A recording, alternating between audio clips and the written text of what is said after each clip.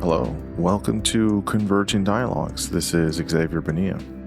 On this episode, I am very excited to share the conversation I had with James Costa. Jim is an evolutionary biologist, entomologist, and also a Darwin and Wallace scholar. He's a professor of biology at Western Carolina University. He's also the executive director at Highlands Biological Station. He is a recipient of many awards, such as the Alfred Russel Wallace Medal. He's a trustee of the Charles Darwin Trust and has had various fellowships. He's the author of numerous books, including the most recent one, Radical by Nature, The Revolutionary Life of Alfred Russel Wallace. And that is what we talk about in this conversation. It's a fabulous book. I really enjoyed it. As we mentioned in the conversation, a lot of people don't know that much about Wallace. Some people might be familiar with his name, but he kind of has lived in the shadow of Darwin just because they were contemporaries. And a lot of people know, obviously, Darwin for evolution, natural selection, sexual selection. But Wallace is an unsung hero in many ways, and he is very important, at least in the history of biology, and I would say even generally. And so Jim's new book, biography on Wallace, is absolutely fabulous.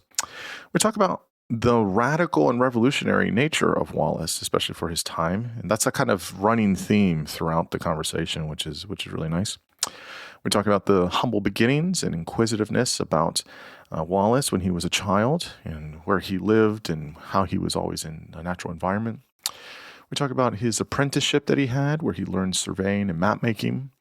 We talk about some of his major trips, his first major trip to the Amazon and the impact that had on his thinking. Some of his interactions with various indigenous groups in the Amazon and how he has a very big bent for humanism, which we talk about also throughout the conversation. We talk about how he ended up in Asia for about 8 years and his time there, various ideas that he was able to kind of promote and the kind of process of natural selection. He doesn't call it that, but he basically describes the same process. We talk about Darwin and Wallace and their correspondence and friendship, and kind of the question that some people discuss about this is, who really got to it first, and, who deserves the credit, and, should Wallace have had more credit and things like that. Really insightful part of the conversation. I really enjoyed this part of the conversation just because of how balanced Jim is. He gives Darwin his credit, he gives Wallace his credit, and there's not really opposition there, even though people try to make, I think, that story. So it's a wonderful bit there. We talk about Wallace and his spiritualism, what that was about. We talk about Wallace and his social justice emphasis in the truest sense of the word, and kind of how he was obviously imperfect like anyone is, but really ahead of his time for many things. And so it's wonderful to kind of get that framing of Wallace as well, and how that involves and influences his thinking and his ideas as well. And then finally, we talk about the legacy of Wallace and how we cannot forget him and how he does have his rightful place in philosophy of science, in biological history, etc. I absolutely love this conversation. It's over 2 hours, and it felt super fast in all the best ways. It was just a delight to talk with Jim. He's obviously really brilliant. He's very kind, and he it seems like he knows everything about Wallace of sorts, and he was just a real big delight to have on, and I was really grateful to have this conversation. As always, you can find this conversation and all other conversations, my Substack, Convergent Dialogues, at substack.com. I'm also on YouTube, so subscribe, follow, and share widely with folks that you might think are interested in these conversations. And now I bring you James Costa. I'm here with James Costa. Jim, thanks so much for coming on the podcast. I'm very excited to have you on and to talk with you about your new book. Sure. Great pleasure. Thanks for the invitation. Yeah, no, absolutely. So we'll get on to the book. The book is "Radical by Nature: The Revolutionary Life of Alfred Russel Wallace." It's out everywhere. This is through the wonderful Princeton University Press. So that we're going to talk all about it. But before we do, just kind of give folks a snapshot of who you are, what your background's in, professionally, what you currently do, and what you're currently up to. Sure, sure. Um, I mean, I am a professor of biology at Western Carolina University and director of the university's Highlands Biological Station, which is a pretty neat field station here in the Southern Appalachians, established in 1927, so about 96 years ago now. Mm. And it's the kind of environment that I most enjoy, because you're engaging with a broad spectrum of people, the local community and lifelong learners and the scientific community and students. And it's exactly the kind of place that I thrive in. So very much an academic, trained as an entomologist, in population genetics, behavior, social evolution was really a special interest of mine. And for many years, I've also had a keen interest in history of evolutionary thinking. And so slowly but surely over the years, I found myself drawn increasingly down that path and exploring really maybe through the lens of an educator, thinking about how best to help my students and others come to an understanding of the nature of evolutionary biology, how we figure things out, in science and in evolutionary biology. And that led me to studies of Charles Darwin, Alfred Russel Wallace, kind of trying to understand them as people and their working method, and really try to better understand their life and times so that I can better help my students today, and really others, anybody who's interested, just kind of connect with them and their science, because of course I feel that evolutionary biology is absolutely foundational, right, to modern biology, and for me it's always been important to help students and others really understand where these ideas come from. Mm. Yeah, no, that's wonderful. That's really great to hear.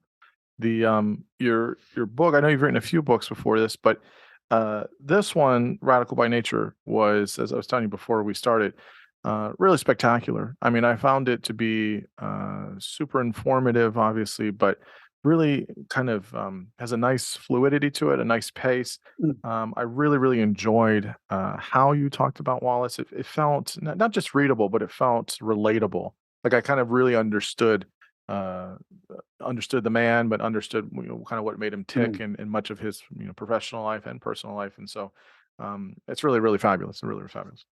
Um, I'm so pleased to hear that. It was really a goal of mine, to try to help readers like understand Wallace in this case as a person, yeah.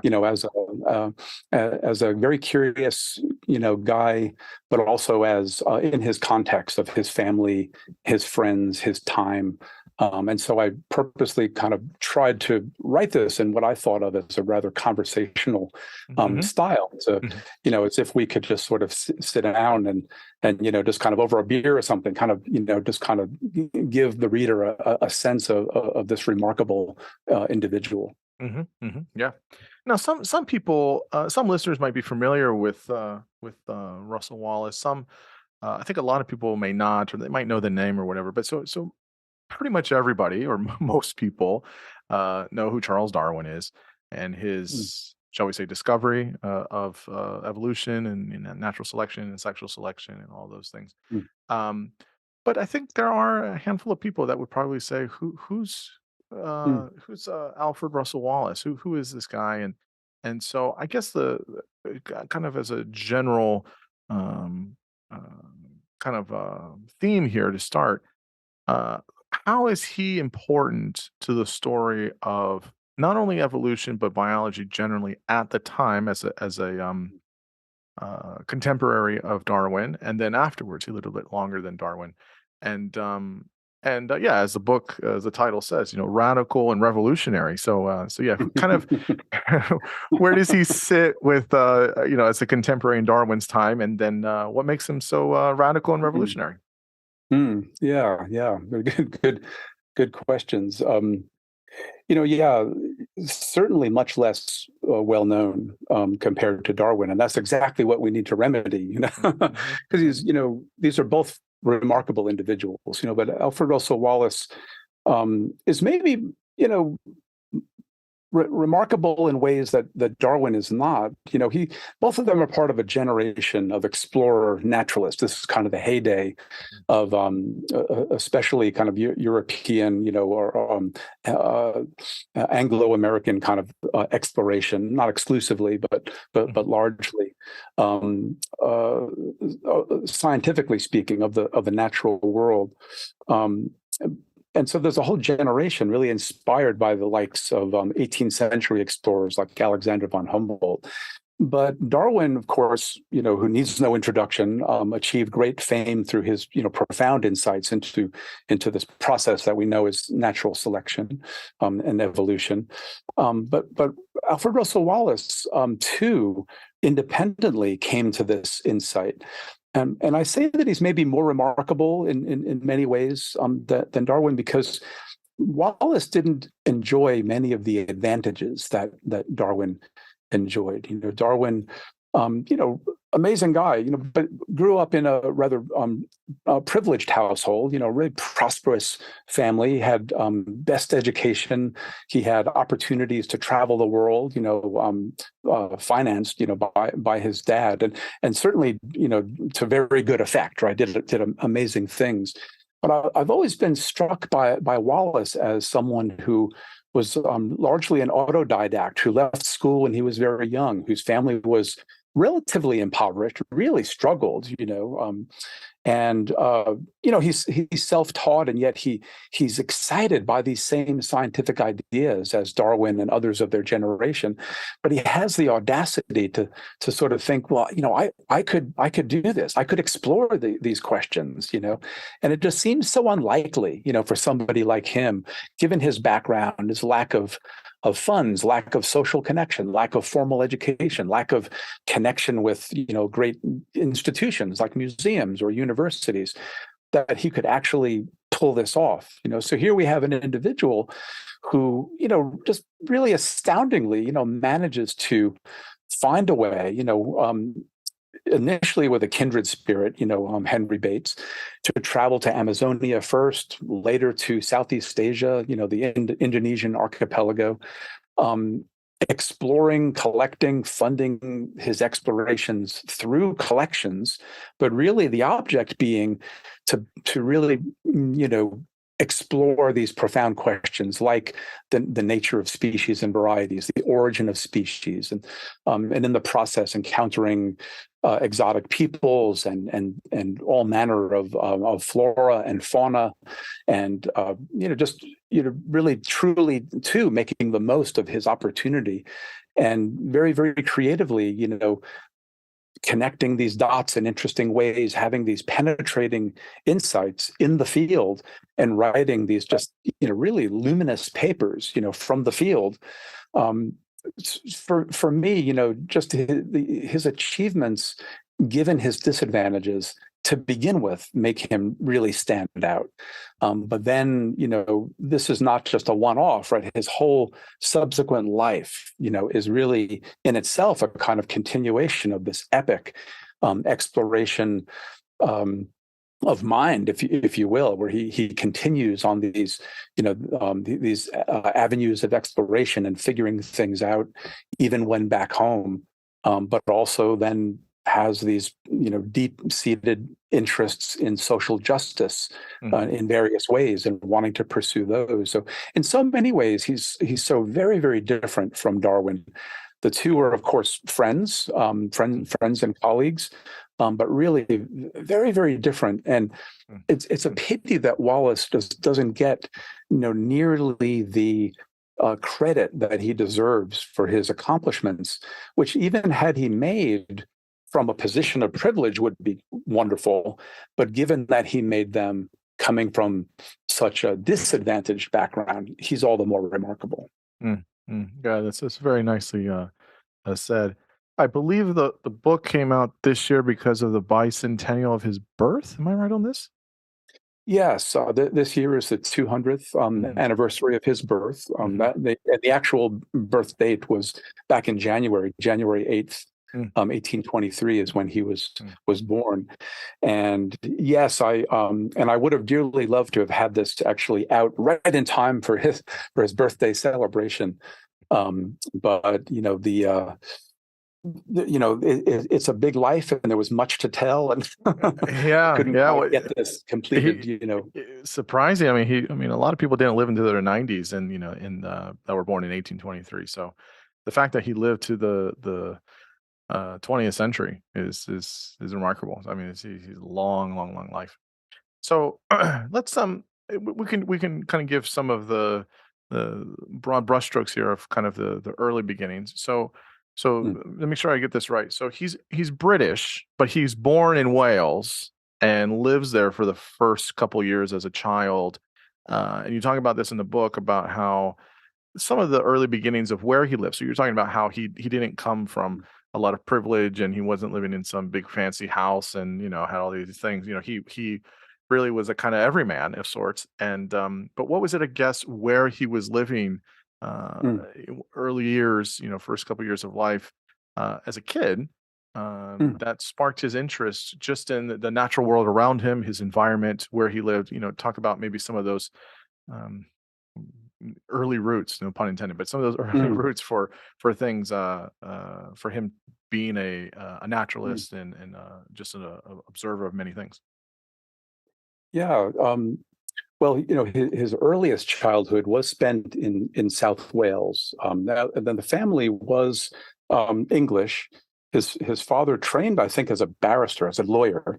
Oh. Never really practiced. He had lots and lots of interests, literary tastes. You know, he, by all accounts, he was, he didn't have much business acumen, so he sort of managed to sort of just lose money, left and right. And family was sort of, increasingly, more and more impoverished. And I think the way Wallace described it, maybe in his autobiography, was that the family had moved to South Wales because the living was as cheap as possible. Mm, mm, um, but he lived there for just the first 5 years of his life in the beautiful little town of Usk, mm, and actually his birthplace I think is pretty evocative in that he was born. It's a very interesting landscape. It's mm, sort of, for geology nerds, it's kind of cool to sort of read the landscape and read history and mm, landforms. mhm, And here we have a kind of geological formation that results in a very, very steep-sided bank immediately behind the house. And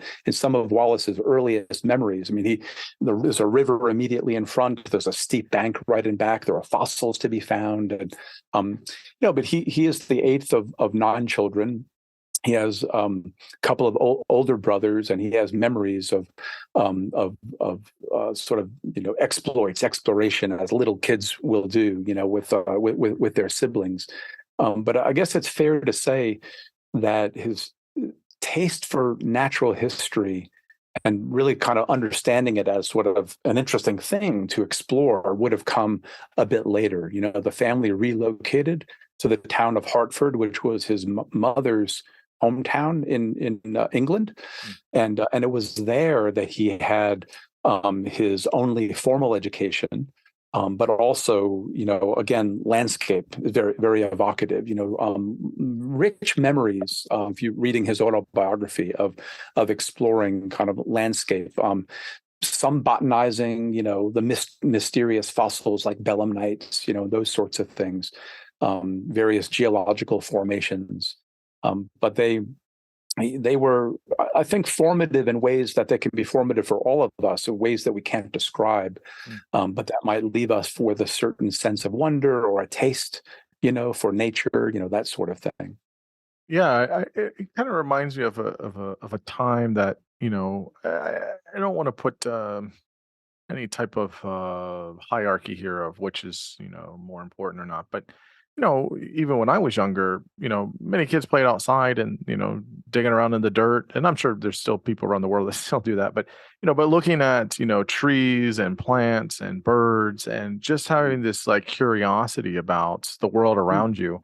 When I was reading kind of the first chapter or two about his early life, I really got that sense that he had this kind of, I don't want to say this natural wonder for the world mm, around him, right? mm, Almost like, literally his backyard is his playground, right? There's so many things to pick up and to turn over and to think about and explore. And I mm, think there's something about temperament there, but I think also, the environment that he's in. He didn't live in like the big city, which would be, I guess, maybe London or something. Like he lived in a place that was a little bit more, uh, exposed to nature and exposed, this embankment, things like that. I mean, there's a thing where that's kind of rooted in much the same way as mhm, if folks that grow up in rural areas are going to have a different mm, outlook on life or appreciation for things or curiosity than folks that maybe grew up in the city. And that's not to kind of say one's better than mm, the other, but I think it's interesting to show how it kind of started there and just continued. um, mm, you talk about him moving to the big city, into London, as a teenager, being exposed to different ideas. But it's mm, really what was interesting was he does this 6-year apprenticeship for surveying and map making. Um, mm, and thinking about this, as I was putting this together, I was like, that, we never mhm, know, right? When we're young and we're doing something, and where our life's going to take us, and we never know the things we're doing when we're young, how we're going to use it later in life, or how it'll be mm, instrumental. And I have to imagine that having a type of skill set or trying to develop a kind of apprenticeship kind of way of doing surveying land and to doing map making had to have been super instrumental for later observations and discoveries he had as a naturalist and a scientist. Could you, I guess, just describe for us?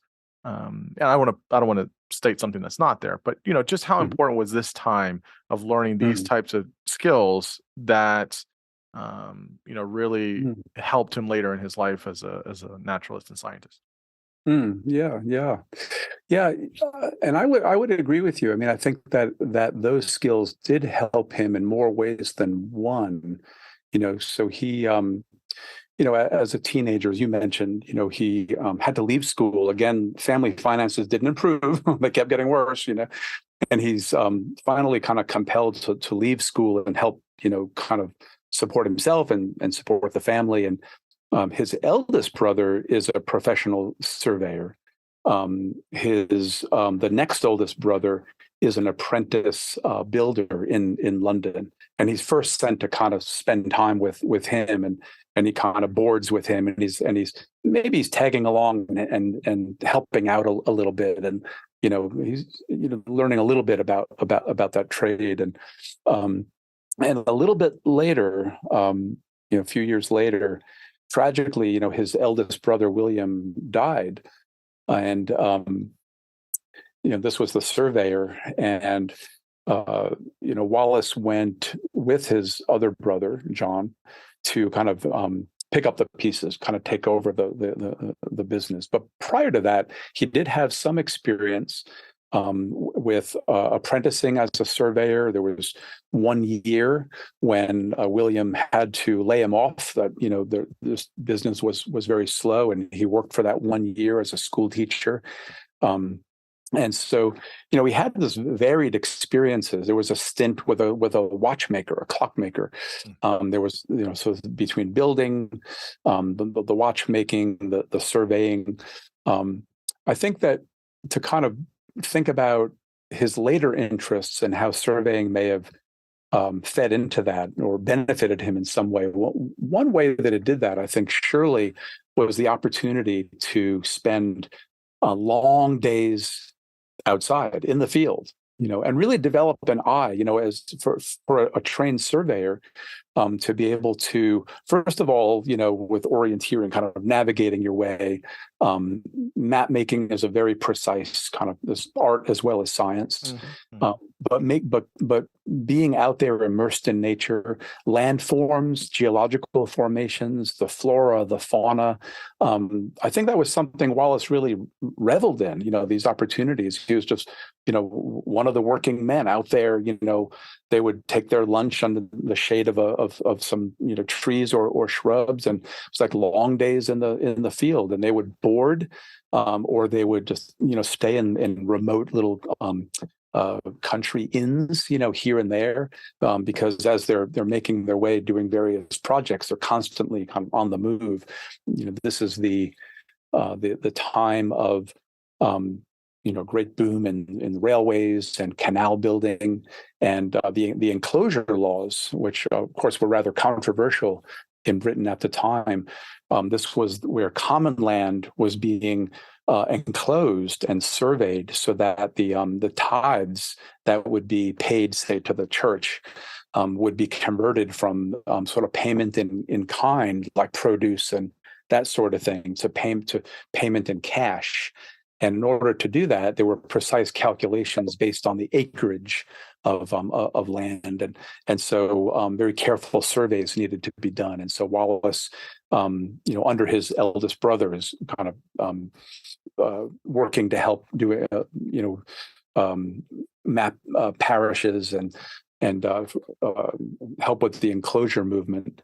Later, after William's unfortunate demise, he picks that up, and he has a partner, and off they go, and he's continuing this same work. All of that work, I think, thinking about navigating, thinking about careful, not just map reading, but even being able to draft maps, careful observation of landscape, and those were certainly factored into his successes in the field as an explorer and collector later. And even in a very literal way, when Wallace traveled to places like the Rio Negro River, he didn't simply just sort of travel there. He surveyed as he went. He actually drafted very detailed maps of these places that he visited. In the case of the Amazon and the Rio Negro and Rio Wapes in South America, these maps were actually published and were considered to be, perhaps the most accurate maps until well into the 20th century, when more modern technology kind of superseded their technology. So yeah, I think that these were skills that were really beneficial, maybe in a literal sense, but also just how they gave him a certain acumen with a scientific instrumentation that extended to parallel interests like astronomy, for example, and his fascination with telescopes and those sorts of things. Mm.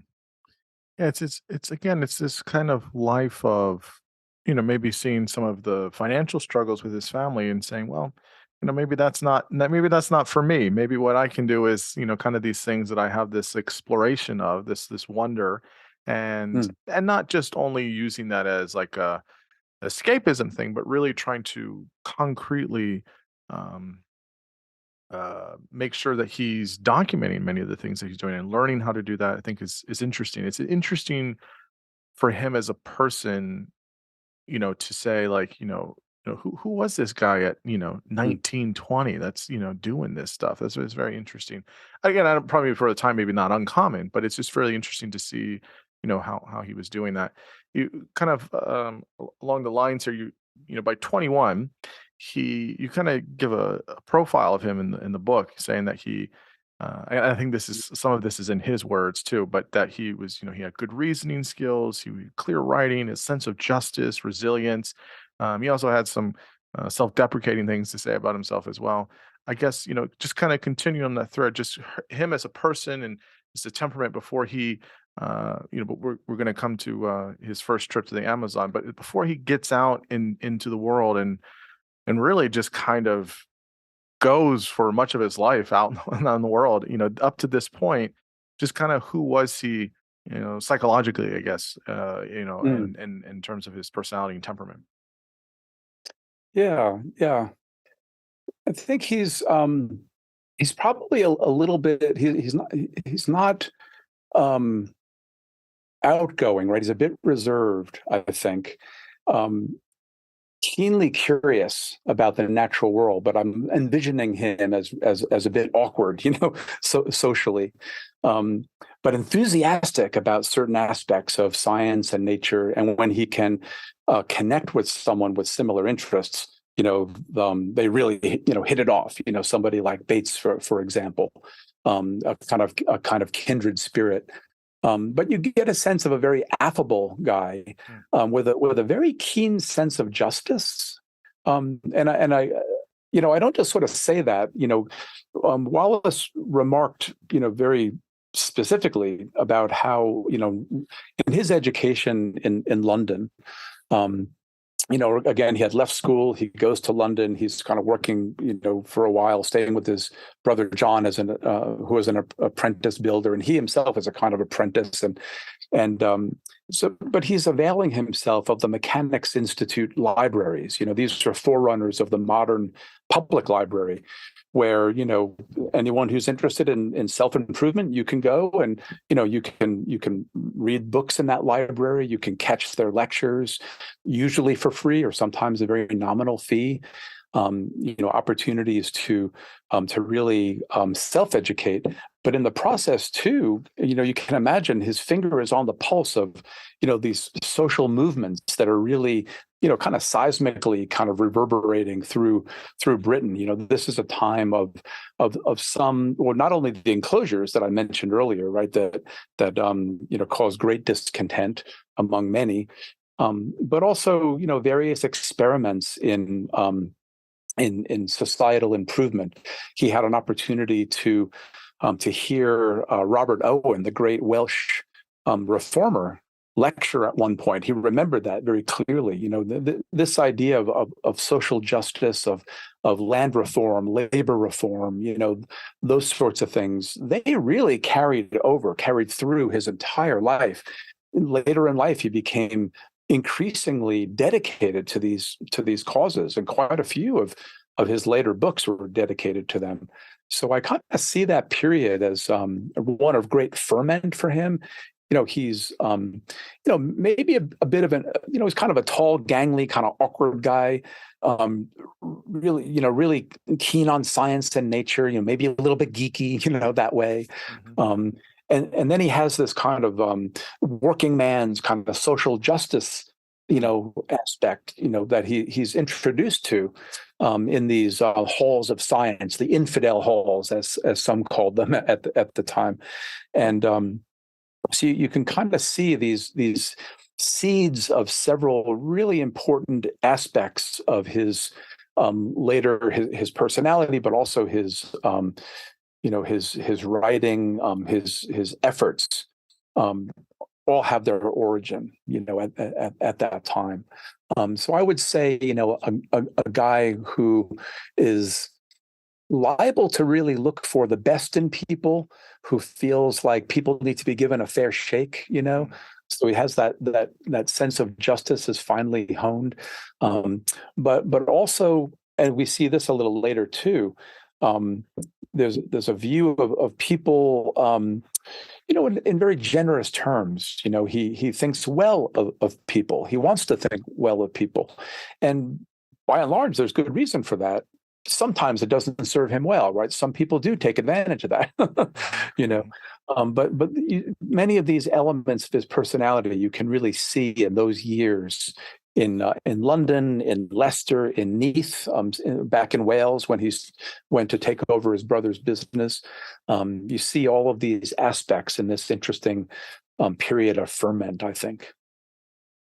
We'll come to it later. I think it might be more fitting later in the conversation, but I'll just kind of flag it here that it's not to say that people didn't do this, but it definitely was the outlier of the time that someone would be so concerned with social justice in a very true sense than was normative. Now it's more normative now, I think, in today's society, of course, for various reasons. History moves a certain way, but he definitely was kind of ahead of that. It's not maybe that people didn't care about some of the issues he cared about, but maybe they just weren't as focused on that. They were focused on other things. But I was surprised. I didn't know that. So when I read the book, I was really surprised to know that, wow, like not only did he kind of like, wax philosophical about some things, like he legitimately seemed to kind of put some of his own actions where some of his beliefs were in various ways. Mostly talking about various indigenous groups and native peoples that he encountered. So we can flesh it out more there. But I thought it was super interesting, that piece for him. So let's talk about the first trip to the Amazon. If I recall, he was there for, is it 4 years, that first 4 trip, years, yeah. which is that's a long time to be exploring in the Amazon, especially in the middle of the 19th century. That's a very long time. It's a very, very long time. And of course, they didn't have, a cell phone and helicopters and, Mm, a car. Like it was very much like, roughing it in many ways and many, many experiences. But I guess just kind of lead us into it in terms of how did Wallace with Gates, his friend there, how did they coordinate the trip to the Amazon? How did they decide to go there? What was the motivation? And then, how did he see, overall his time in the Amazon, as an environment, the environment being critical for species? You start to see a little bit of this, like, kind mm, of tenets of natural selection a little bit. Just talk about how he got to the trip, mm, to get it all coordinated and to do it, why he spent so much time, and how that kind of started influencing more structurally his ideas about mm. evolution and natural selection. Sure, sure. Yeah, in a way that was almost like, again, as an apprentice, almost like, think of that as like his sort of graduate school, period. And Mhm. and 4 years is a long time, although not really compared to some. Bates ended up spending 11 years, and other explorers like Spruce were there, even longer. But still, I mean, 4 years is, a Mhm. long time. And it's interesting the way, how he ended up down there, in Amazonia specifically, with Bates. They, I mentioned earlier, they had met in the town of Leicester when Wallace had worked as a school teacher for about a year. Mhm. And it was really Bates who introduced him to entomology, to the Mhm. joys of insect collecting and the beauty, beetles, butterflies, especially beetles Mhm. in their case. And you could tell from the surviving correspondence that these two it was more than simply enthusing over, I've got a new, bug here. No, I've got two new ones here. It was more philosophical, it was more the scientific questions of the day, like why so much variation, the nature of species, the nature of variation for for for these young guys who didn't really have much by way of formal education. It is striking, that they were kind of keen on these questions. And in some of their surviving correspondence, Wallace specifically mentions, boy, I would love to be able to take one group and really study it thoroughly with a view to the origin of species. It doesn't get more explicit than that. Um, and I think at the time, it was well known that the lush and hyper diverse tropics, if you're interested in diversity and species and varieties, and you need to go to the tropics. Mhm. Um, and they're inspired by the likes of Alexander von Humboldt. Mhm. So already the tropics would be alluring to them. And then apparently, why Amazonia specifically? Wallace had read a book by a traveler called William Edwards, about sort of waxing rhapsodic about Amazonia, Mhm. about the tropics, and painting this. I mean, from a modern point of view, like this hopelessly kind of romantic image of with like frolicking squirrels and monkeys and gaily singing birds, and everything is just teeming, and it's just a wonderful, wonderful place, perfectly carefree. Um, they had this idea that yes, Amazonia, the Amazon, wouldn't this be fabulous? It was Edwards, who really inspired them that this would be a place to go. And they actually managed to work out a scheme whereby, and I don't mean that in a pejorative way, a kind of process whereby they had an agent in London, and that agent was very, very good. And the agent would essentially receive specimens they would send back. And then his job, his name was Stevens, would be to advertise them. And this was a time when museums are purchasing, beautiful rarities from the tropics. Private collectors who had the means would be, buying, precious material like that. And so there was good money to be made in collecting these rarities. Mm. They specialized in insects, but they also collected some other things as well. But the idea was they would collect, they would send their duplicate specimens for sale, and then funds would be sent back to them, and this would help them basically stay. They had the resources to stay in the field and continue their explorations. And and of course the reality was, far from the romantic picture that Edwards had painted.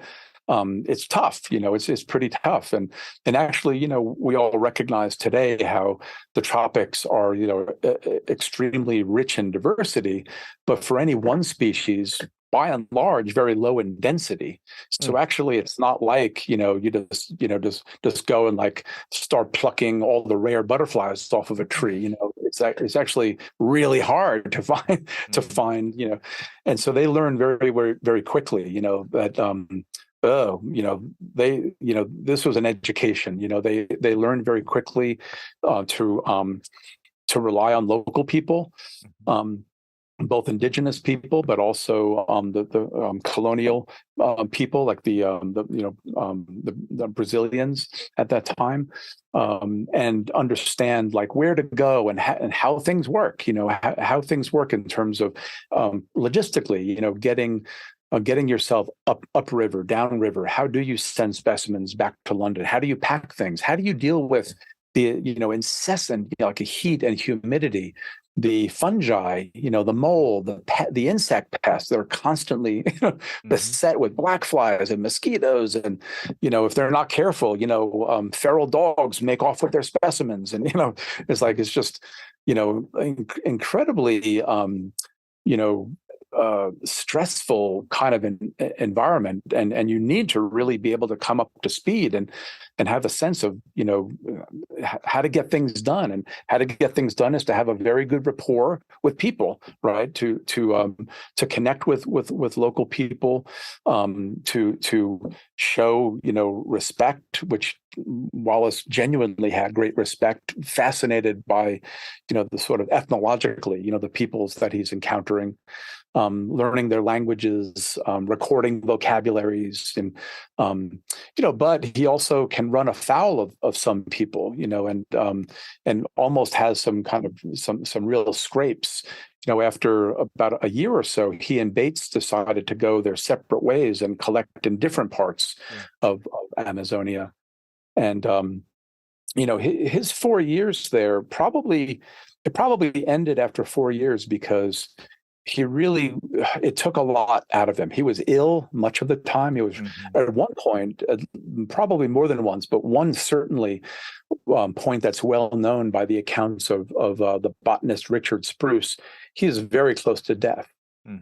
He's kind of like nursed, slowly back to from the brink, by the local people that he's staying with, and so he finally, he decides after 4 years, I've just got to go home, and it actually is, there's a bitter pill there, because he soon learns, right as he returns downriver and is seeking to go home, he learns that his younger brother, Herbert Edward, who had come out to the Amazon to work with him and help him, but determined that he just really wasn't cut out for the rigors of tropical life. He's going to throw in the towel and head home. And Alfred, gives him some money and says, "All right, here's what you do. You do a little collecting. You make your way down, to Belém, and then you book a ship, And the poor kid never made it. He's succumbed to disease, in Belém. You can imagine Wallace himself realizing this, and probably in no small measure feeling some responsibility for his brother's death. So there's yes, there were some wondrous things that he saw and did, but then it really came at a very steep price for him. And then maybe the ultimate, well, perhaps losing his brother must have been the ultimate. But if all of that wasn't bad enough, when Wallace did seek to head home at the end of 4 years, he found that much of his collections over the last couple of years of traveling up the Rio Negro and the Rio Wapes had been held up in customs. Mm. And he had to sort all that out and finally was able to extract his materials, pack everything up in a merchant vessel, and head home, only to have the ship catch fire. Yeah. Right. So it burns. And so, we lose, like, there's this black hole of insight we might have had into his thinking at that time, because virtually all of his notebooks are gone. Right. All of his specimens, his notebooks, most of his drawings, he saved a few drawings of palms and fish, So you can kind of imagine, like, what I think they thought would have been just this tremendous triumph, like making it to South America, and they're going to be exploring, these distant and unknown lands, and explore profound philosophical and scientific questions like the nature of species and varieties. Boy, by the end of 4 years, he's just really, ground down, but then he characteristically Wallace, he sort of picks himself up by the bootstraps, Mm-hmm. Mm-hmm.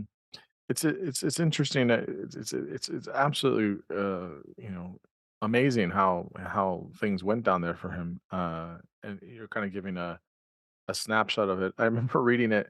It was really cool. So I've been to the Amazon. I haven't been to the Amazon in Brazil, but in Ecuador, in South America. And I don't live too far from Washington D.C. and summers here in the Mid Atlantic and the South, is humid. It's very humid. If anyone's been to that part here in the United States, and obviously there are many places around the world that are super humid, but I went in I went years ago now, but I went in the non-summer months, and I have to say the humidity there in the Amazon was at least 3 times what it is in the most hottest months over here. Can be oppressive, right? It's oppressive. Yeah. It's a lot, and it's I don't know. I mean, the Amazon is a special place. I mean, it feels in many ways still untouched. It feels like everything around you is teeming with life, and it's moving, and it's alive, and it's a very I'm not a spiritual person at all, but you could kind of get a sense of like there's this energy here, like it's special. Yeah. It's really really and I can't imagine living there for 4 years. I mean, it would be it has to be such an experience. But yes, I mean, the biggest thing is actually not. I mean, I didn't spend that much time there, but the little bit I did. I mean, the thing that you're not worried about is animals. You're worried about bugs. Right, you right. have you have this heat, Incessant bugs. this heat, this this absolute humidity, and there's just bugs there you just have never seen in your entire life. It's just and so you don't know what's the next thing you're going to step on, what's going to fall down from a tree. um, Right. and so I remember reading this part of the book, kind of going back to that trip I had, and Remembering. Yeah, yeah. just remembering how it's just so unique. And I can't imagine, for an English guy getting over Right. there and being like wide-eyed, like, wow, this is so different. But yeah, as you Yeah. detailed a lot of those things, his brother dies. It has to be some kind of maybe guilt there, losing a lot of the things he had collected, just kind of hit with some bad luck in many ways. But I guess the one piece here, I think it comes up again later in Asia, which we'll get to in a minute. But um, his ideas and interactions with indigenous peoples in the Amazon seemed very. And again, that's not the only folks he interacted with, but it seemed very humane. Like he treated them, it seems, pretty equally, pretty seeing their humanity, you know ways in which they did things were, maybe just as valid, or an alternative, way of doing things. It wasn't like, he came in there and had the right way to do things. I guess just talk about how he interacted with various indigenous groups in the Amazon while he was there. Yeah, sure. Yeah, he did have a real sense of their humanity, right? And I think that is a departure, from many people, from this more kind of, Eurocentric kind of Hmm. society. Hmm. And I don't want to sort of paint him as, like, you know, completely bias free. I mean, Wallace has his Sure. blind spots. I mean, he's human. For him, there's no question. Like the wonders of European civilization. Sure. It's the pinnacle of achievement. The science, the technology, the art. All of that. But he doesn't use that as some kind of a cudgel. He doesn't use that as a way to sort of denigrate or criticize. Just sort of the contrary. He seems to, well, he admires the local people, indigenous people especially, for a number of reasons. One of them is a bit romantic, maybe. He sort of, at times in Amazonia, he sort of seemed to romanticize their lives, that again, from a Eurocentric point of view, like a simpler, a back to nature, Mm. living close to nature, kind of lifestyle. But he recognized that, these were fundamentally good, honest people, like living, close to the land, and we could learn much from that. And I think that fairly, he thinks about his own society, and he thinks about, the issues of, being like many people being constantly consumed by just making money, like material wealth, and really maybe in his view, losing touch with sort of the very basics of like connecting with other people in the natural world. And he really admires that. There's one episode where you know um he writes poetry, wouldn't really doesn't really you know, capture the modern imagination necessarily. It's kind of a very dated style, but he writes some basic, poetry where he sort of imagines himself like, I could be an Indian here. I could live here and I could raise my children like wild fawns. And you get a sense of there's a bit of romanticism there, Hmm. Hmm. but it comes from a good place. Hmm. That romanticism is to see the humanity in these people, their abilities, their knowledge. They live in what is really, it is not the cornucopia that people like Edwards would lead, Western readers to believe. It is a harsh environment in many ways, and it takes a lot of know-how to know how to procure a living there. To find food, to treat diseases, all sorts of concerns that people would have, and he really seems to connect with them on that level. He also really decries the corruption of European society. He sees this in the form of corrupt officials and corrupt clergy, and not all of them were corrupt, I'm sure, right? But he did encounter some who today we would call them human traffickers, right? They were trafficking in kidnapping, young Indian children and then selling them, into slavery, and Wallace himself really ran afoul of some traffickers and might have lost his life at one point.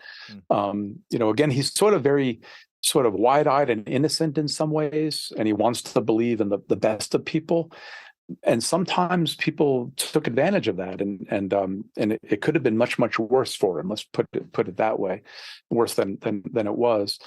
Um, but yeah, I do think that you see him seeing the essential humanity in indigenous peoples, wanting to understand them and their lives, their culture on their terms. He's recording vocabularies of their language, trying to understand or communicate. How do you understand their maybe cosmological beliefs, or the nature of nature, really? the nature of a life force or whatever that might be. Much later, and we can get into this a bit later, I suppose, but much later, we see this in manifesting in interesting ways where Wallace, he is of the belief that these indigenous people, wherever they're from, right, the Banawa of the Upper Rio Negro, or the Dayaks of Borneo, that they are as fully human, right, as any European. Cognitively, they have every capacity, right, that we are fully the same. We are the same, right? And that was really a departure. I'm not going to say singular. I'm sure that there were Yeah. others that Yeah. had such views, but really a departure from the very common view. Even those who thought in evolutionary terms later, kind of, a couple of decades later, who would see a kind of evolutionary progression or hierarchy and see themselves or European society as kind of at a higher rung of the evolutionary ladder than some of these hunter-gatherer societies. Wallace did not see it that way. Yeah, which is surprising. I mean, this is even pre-eugenics period, where there was all of this kind of stuff, this hierarchy of races of people and all these this is, things that we know is not true now, obviously, and yeah, so even him, I mean, he's before this period, or really at the height of it, I guess. And for him to have that is right. I mean, maybe he probably wasn't the only one, but yes, a significant departure from the time, which is Mm. interesting that he seems to be pretty. I don't know. That tells me that he's sort of kind of an very independent kind of person. He's kind of marching to Mm. the beat of his own drum, if you will. If of just Yes, kind of yes. like, well, this makes sense. Might be popular, might not be. Don't really care. This makes sense. That's that's a Which bit where the radical and revolutionary yeah, aspects yeah, yeah, of yeah, the title come in. yeah, yeah. Where he does have this. He's a tendency to be very iconoclastic. Like, Mhm, if mhm, there's a conventional view of this, like he's going to question it, mhm, and push back. And he might come around to it, but he might not. mhm. Yeah, yeah, yeah, yeah. Absolutely. So there's a brief, I guess, interlude here where he comes back home. As you said, he kind of gets rested up, back to health, and then Mm, he becomes involved with various scientific groups. He's known as a collector. I guess just the brief question here was just where was the field, various fields of science at that time. And I guess mm, you could say kind of early science communication is one way to say it is, how mm, was he collecting all of these things and then saying, here's why it's important, or here's things that I mm. found, and telling that at least to scientific groups, societies, and then maybe to the more general public. But just talking about this brief interlude that he has. Um, uh, I say brief because then he's in Asia for a very long time. So, what was the Mhm, kind mhm. of piece here? Yeah, yeah. Well, science at that time, I mean, it's very much the purview of a select group, of Yeah, privileged white guys, yeah. that the occasional woman, would be kind of tolerated, but not always actively supported, let alone people of color, Mhm, and it was also a very exciting time in science with amazing new insights into the nature, astronomical discoveries being made.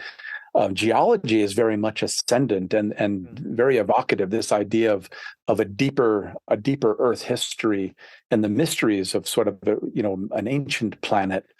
And you see sort of not only geology but other disciplines like archaeology, mm, kind of developing around this time. And so Wallace gains great respect as a very persevering naturalist, right? I mean, in the face of all of this adversity, he really did make stupendous collections. But in addition to that, he did manage to write quite a few papers. Some of them were written in the field in South America and then sent back to London. His mm, agent would often read these long and detailed letters and about his explorations and observations. Um, he garnered the great respect of these people, his fellow naturalists. the Royal Geographical Society. They published his very detailed map of the Amazon and the Rio Negro. Again, he got kudos and accolades for that. For all of his losses, I'm actually amazed at how much he was actually able to achieve in the year or so that he was home. Because it is amazing. He was able to cobble together from the many, many letters he had written, articles he had written, probably memory to some extent, and then the few materials he saved from the burning trip. He actually wrote, there must have been half a dozen papers read to the learned societies in that year, and 2 books. Amazingly, he managed to write like his travel narrative, which I always feel like his fellow naturalists in the scientific community were rather uncharitable. They really kind of sort of very dismissive of his like travel narrative, on his travels in the Amazon. And Darwin famously said, oh, this, hardly facts enough, like very dismissive. Like, give the guy a break, Yeah, right. I mean, consider that book is remarkably detailed, actually, if you think about all he had lost, And then there was another book on palms of the Amazon that, again, it got like a lukewarm, reception. But when I say persevering naturalist, I really mean that. That was kind of a phrase that was used at the time. It was kind of a mark of respect, like this is a really persevering naturalist, like a hard worker, and you got to give him credit, for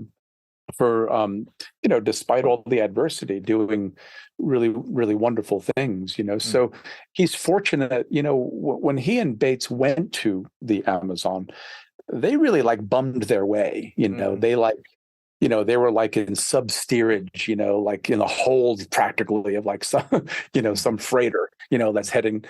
And, but now, he actually is garnering some respect as, he's really pretty talented. He's a great observer. He's an excellent collector. He wrote these very astute papers, not to mention, a couple of these books. Look at this map that he produced. Like, holy smokes, can you imagine? Here's a guy who's, he's in the deepest Amazonia collecting, and so accumulating a lot of things. But all the while, he's making detailed observations of petroglyphs and geology and the local people. And he's surveying and map making in the field. I mean, it's just astounding. How can he possibly do that? Like around the campfire at night, he's like drafting his map of the Amazon, Yeah. And so, he did garner their respect.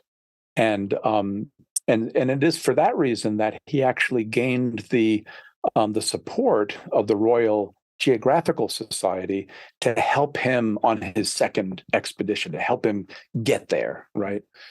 So he didn't have to just bum his way. They helped him out. I guess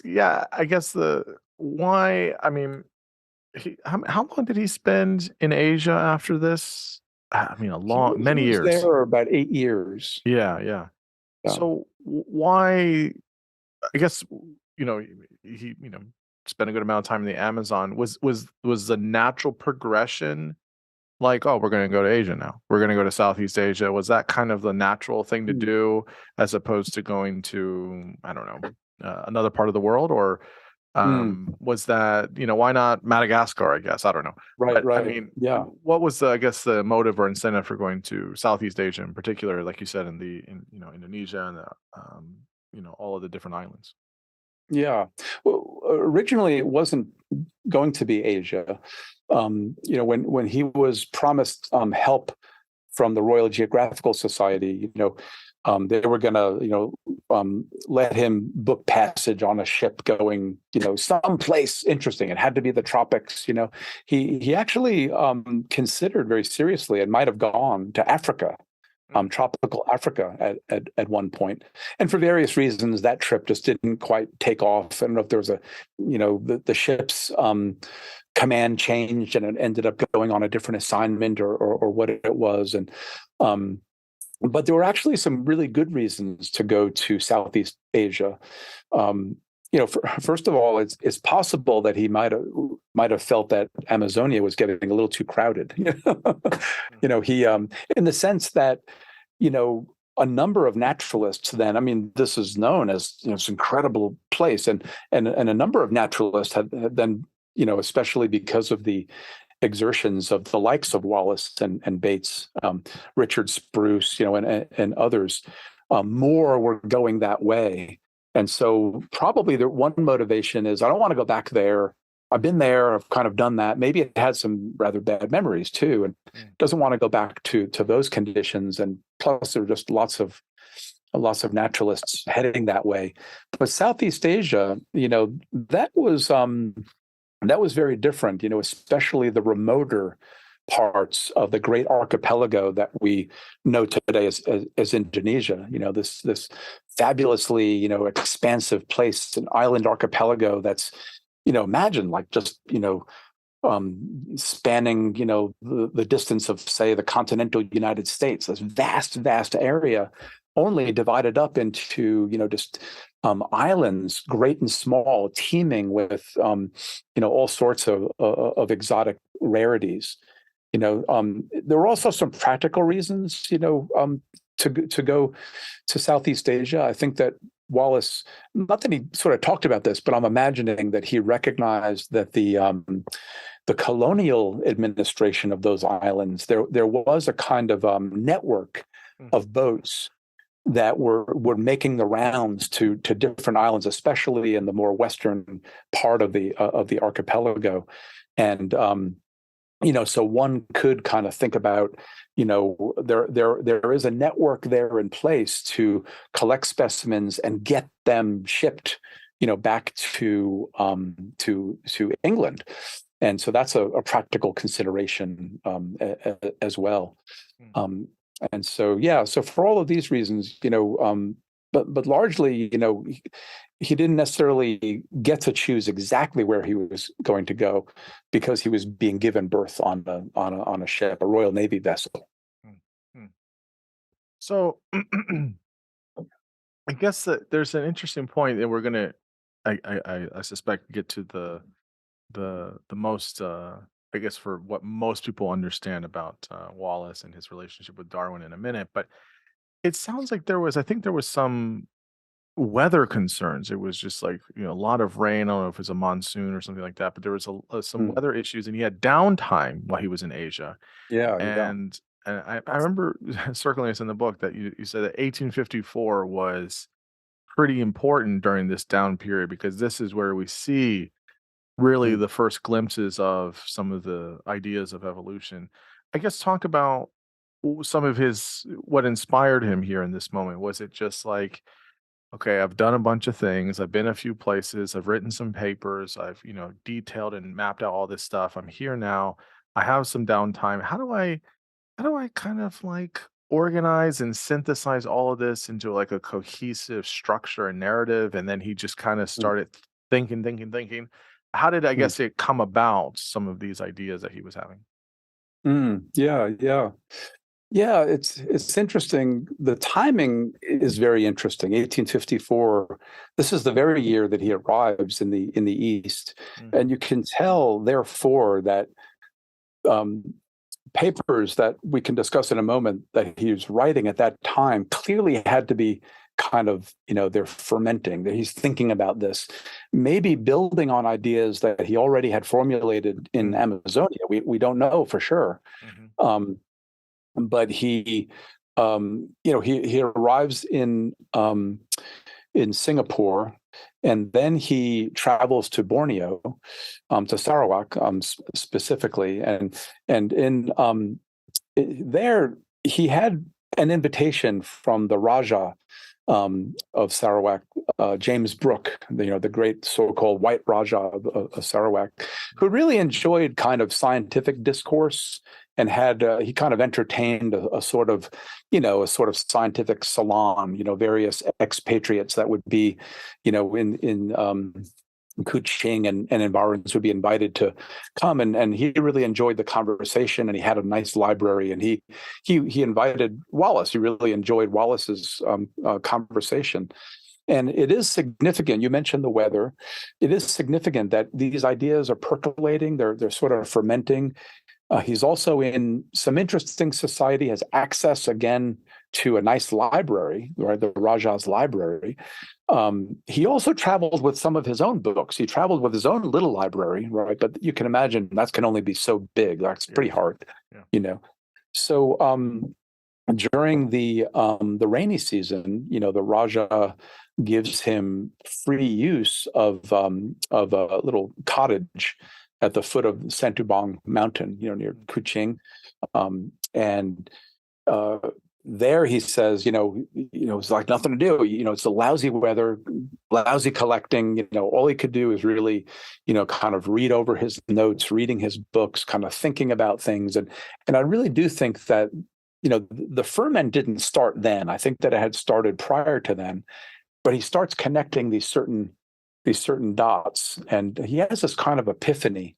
And the result of that epiphany is this really remarkable paper that we call the Sarawak Law paper. Mm-hmm. And he says that he was inspired to write this paper because he's kind of up on the latest scientific discourse, because he would there would be a long delay, but he would eventually get scientific magazines or journals and kind of read the latest, and probably the Raja is getting these also regularly, and he reads about this one naturalist named Forbes, who had this kind of idea that became known as polarity theory, and it was kind of a quasi mystical, kind of metaphysical theory about the sort of the way life on Earth kind of ebbs and flows according to this particular plan or pattern, something that Wallace really found quite nonsensical. So ostensibly, he says, he was goaded into sort of wanting to write this paper in response to what he thought was kind of nonsense being spouted by this otherwise, very talented naturalist, And so he writes the paper, and this is February of 1855 now, and he sets out propositions in the distribution of species in two contexts. One context is a kind of geological context, the distribution of species and their relationships in the fossil record, from what they could tell to date, right?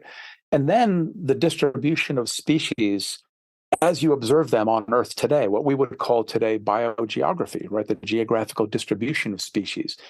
And he realized that when you put together these propositions, they dovetail in a very beautiful way. And it leads him to his great insight that the sort of 10th proposition was this idea that every species must have come into existence coincident in space and time with a pre-existing closely related species. And he just, it's just this amazing insight. Like nobody had thought of that before. Nobody had connected all of these dots. And you can, from a modern perspective, you can see the evolutionary implications. He's not so explicit about that, but clearly that's the way he's been trending ever since. And we didn't really talk about this, but ever since some years before, he became convinced of the reality of species change. And he's kind of thinking about the nature of species varieties, the origin of species. And so he has this tremendous insight, the Sarawak Law. And he fires this off, it's sent back to London and it's published. It appears in print the following September. And it really got the attention of some of the leading naturalists of the day, the geologist Charles Lyell, maybe the leading light in British science at the time, specifically opened a whole new notebook on this idea about species change. Right on page 1, he's writing out excerpts from Wallace's paper, other naturalists too. Even Darwin was made aware that this is really a remarkable insight. This paper, I think that really gives us some clues into just what had been fermenting, in Wallace's mind. Again, that was written in February 1855. He only, he got back in October of 1853 from his disaster at sea after the Amazon. Then he had arrived in Singapore only less than a year prior. So you can see that he had to have had the seeds planted much earlier to be thinking about these things and then articulate this remarkable paper. So now we're kind of getting to like I guess one of the big moments, I guess, of his life, and I'm glad you explained the law, because I was going to ask about that. So I'll just ask it kind of directly. I think you treat it well in the book. So at the time, maybe, obviously we still have the power of evolution dictating and describing many things in the natural world. It's one of the most powerful um, facts of life that we know and understand. It's extremely powerful.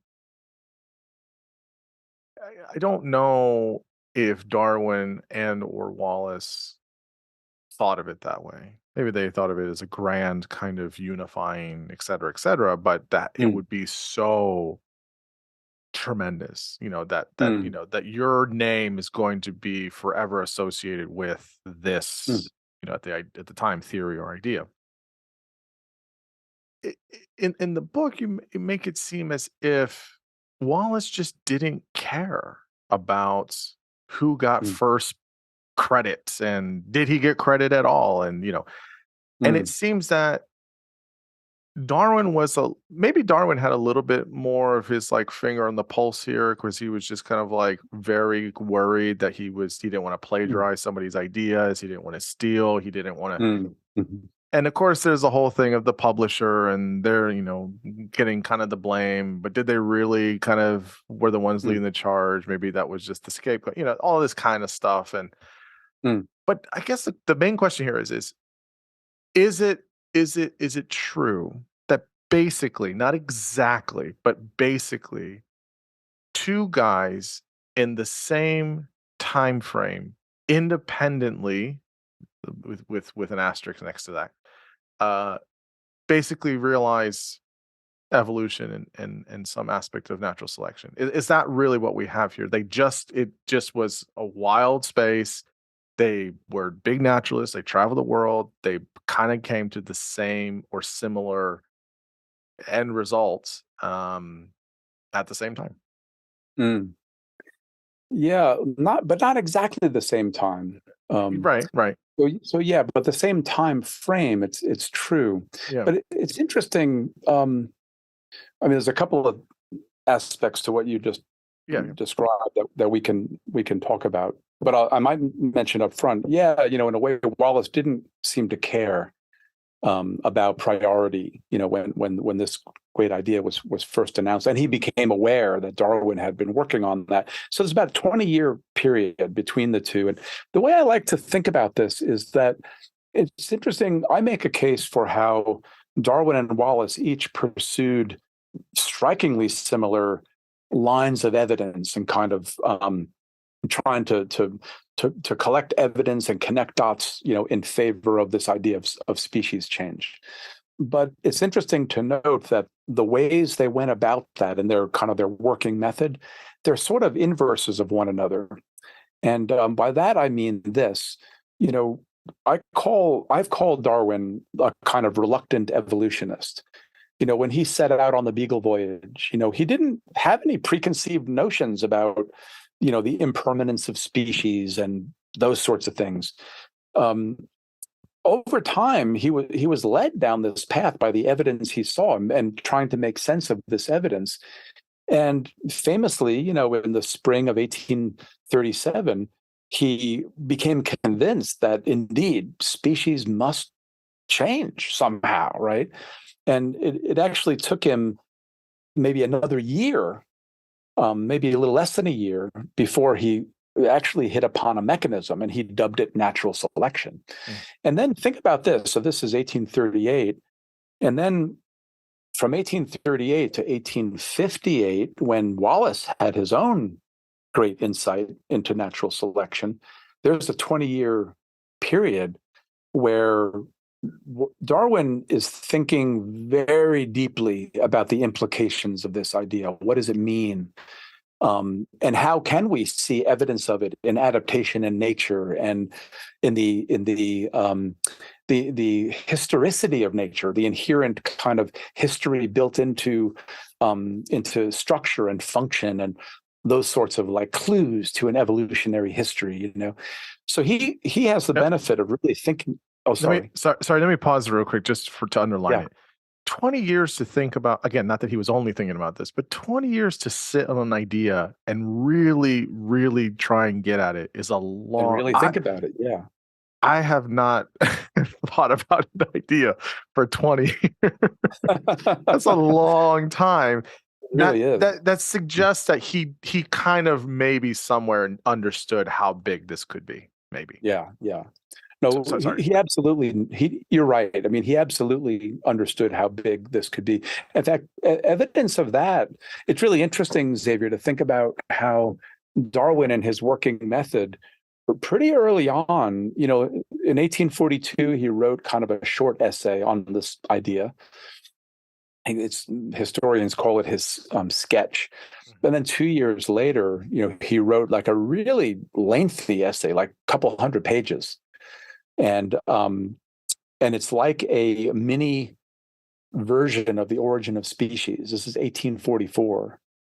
And you know, some of the chapters have, many of them have the same headings, you know.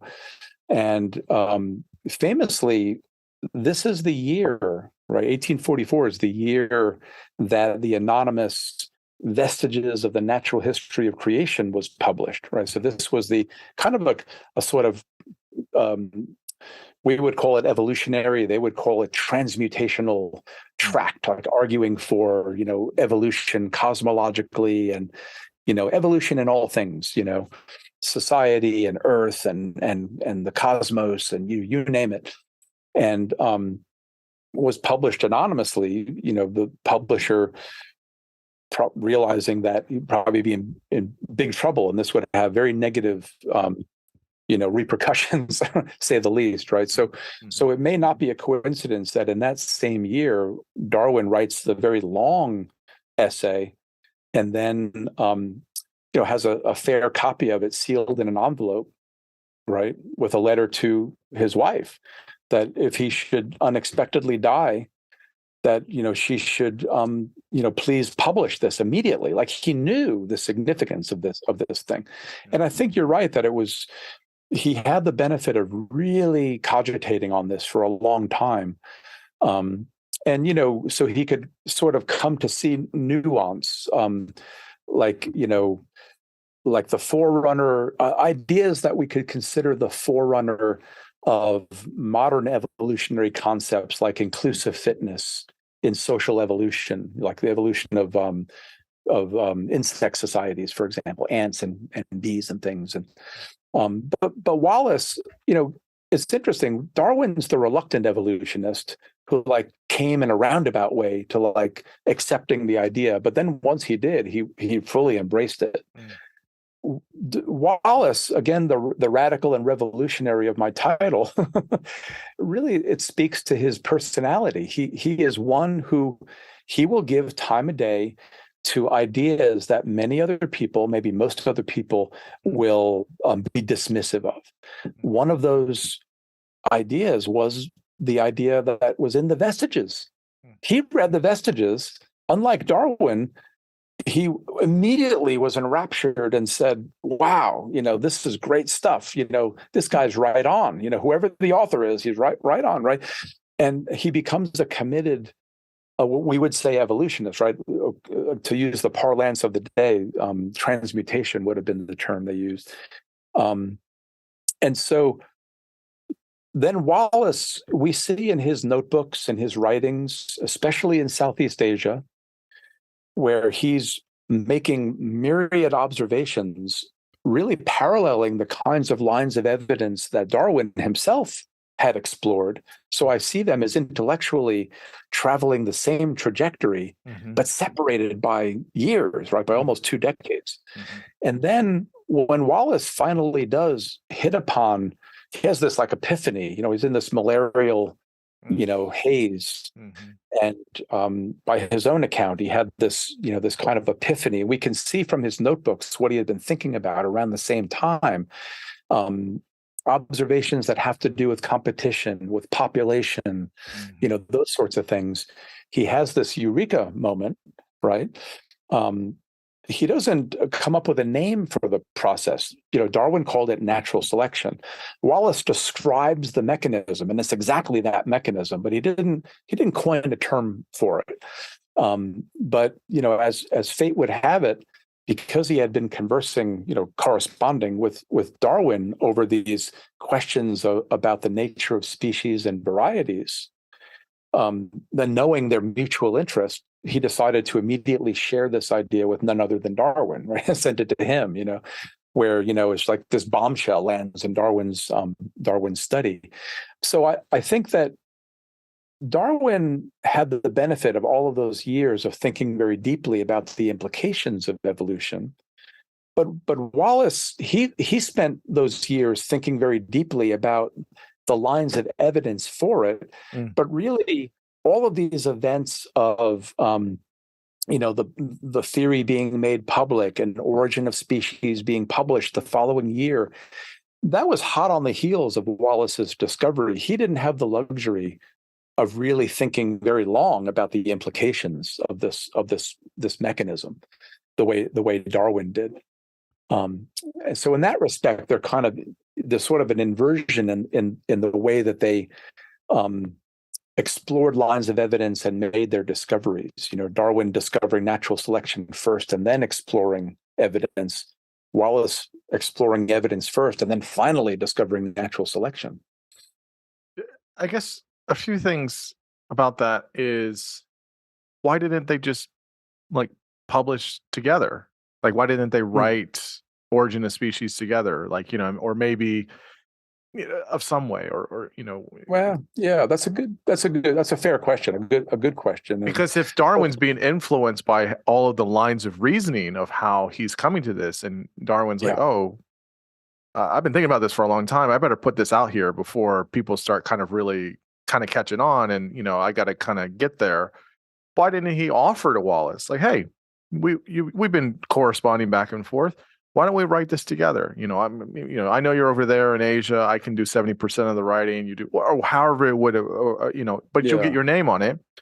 Or as you fantasize in the book, wouldn't that have been awesome if they both wrote two big things at the same time and just put them out, Origin of Species from Darwin, and then I forget what the working title would have been for Wallace's on book. The Organic Law of Change from Wallace. Right. And then you just put them both out or something. Why do you think that didn't happen, I guess? That would have been amazing had they both had Wallace on forward with his own, I don't know. I mean, Darwin had been working on his big book, a big book. And he really envisioned this would be like a tome, this would be the definitive. We mentioned earlier how Darwin certainly appreciated the import of this idea, the power of it. This is a really profound insight into the natural world. I can kind of understand if Darwin felt like, this is my baby. I discovered this 20 years ago. I have been laboring all these years on I think it's fair speculation that he wanted ironclad, watertight evidence, as strong a case as he could make, and so he's pursuing he's looking at patterns of hybridization, the fossil record, biogeography, behavior. He's all of these observations he's pulling together.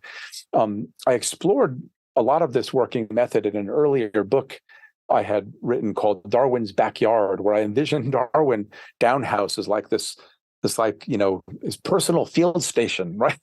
With his kids and his and family friends and everybody helping him with all of these, like, at any one time there's a dozen different little experiments going on in the garden and the woods and the greenhouse and the pond. And so to answer your question, I could really sort of understand Darwin as feeling like this is mine, and not really like, who is this guy Wallace? Like, he just like he came up with this idea of natural selection out of the blue. Like, but does he doesn't have anything else. He doesn't. I've been laboring over the. That's my armchair. Sure. Psychological speculation. And maybe not least, probably because he did appreciate the import. That this is a profound insight. Yeah.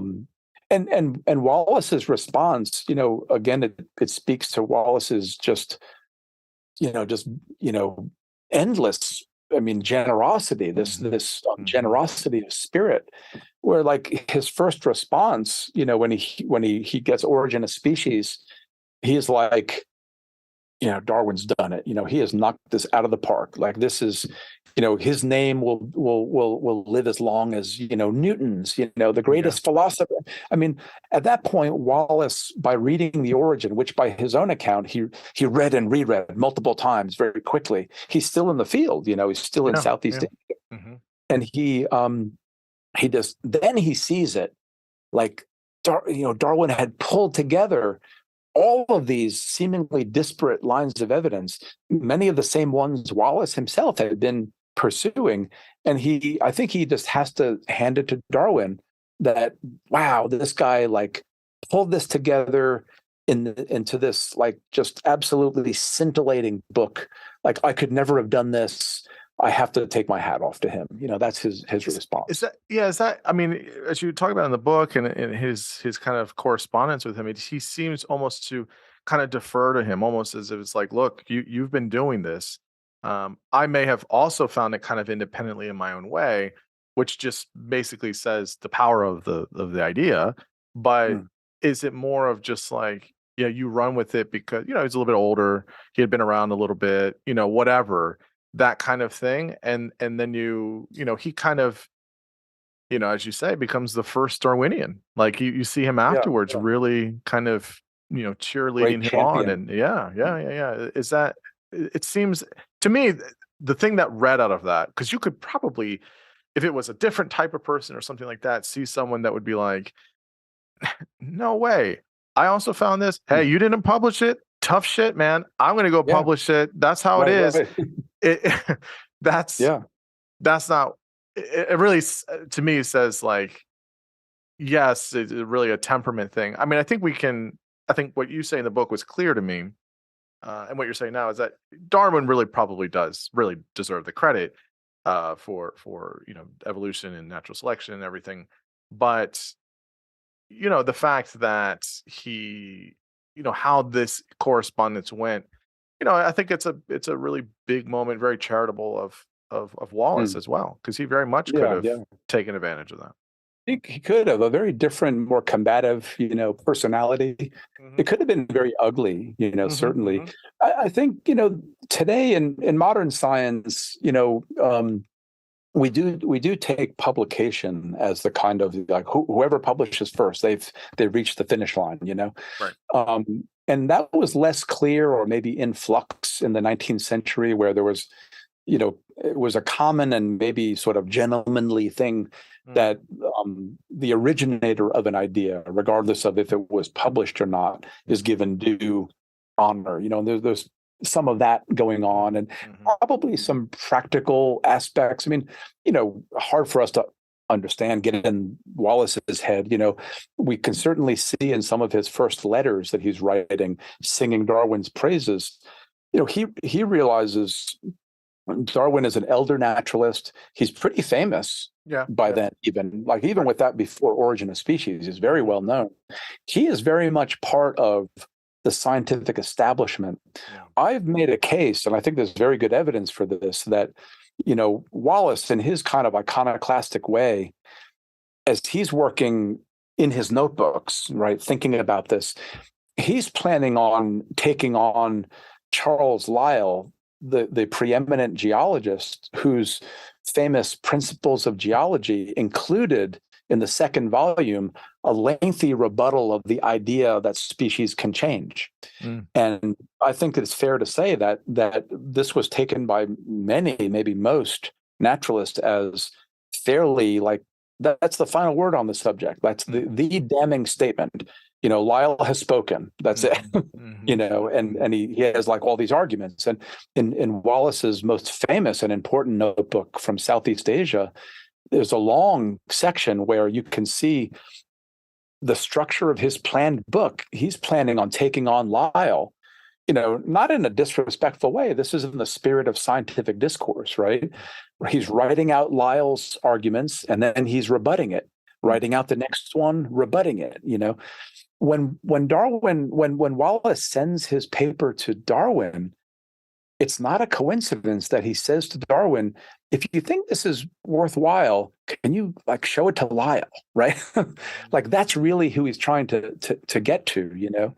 And so, it's interesting. He recognizes that Darwin, Lyell, I mean, they are the elite of British science at that time.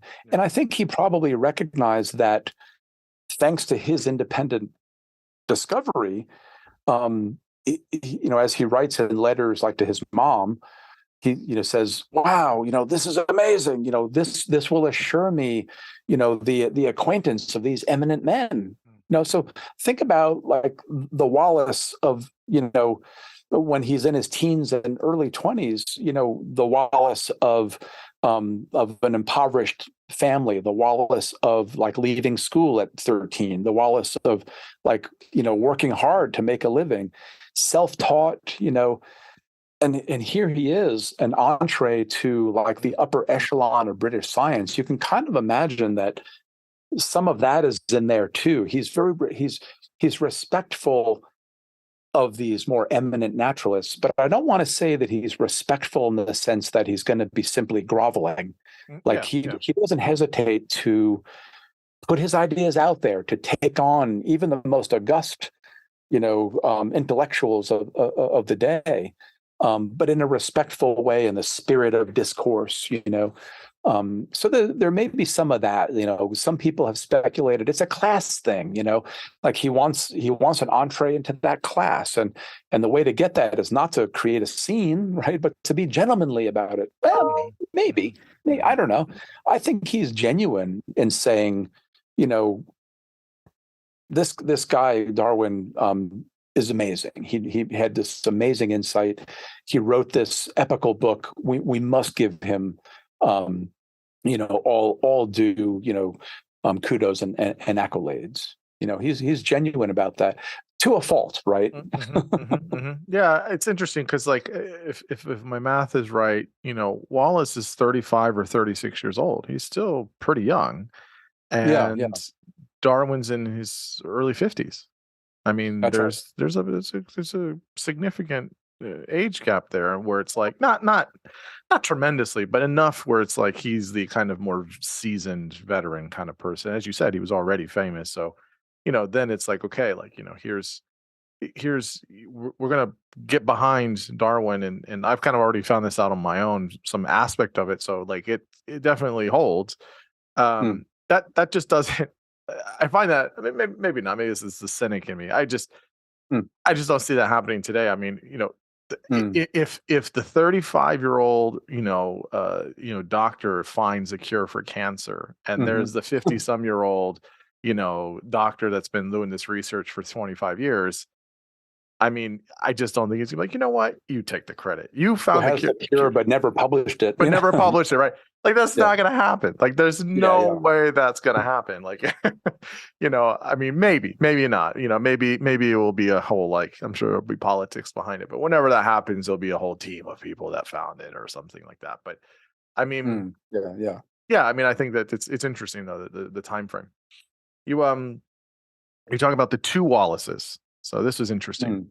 Mm, Um, I think I had this right. He didn't follow natural selection all the way with our brain, consciousness, things like that. And then this is where you get into his spiritualism.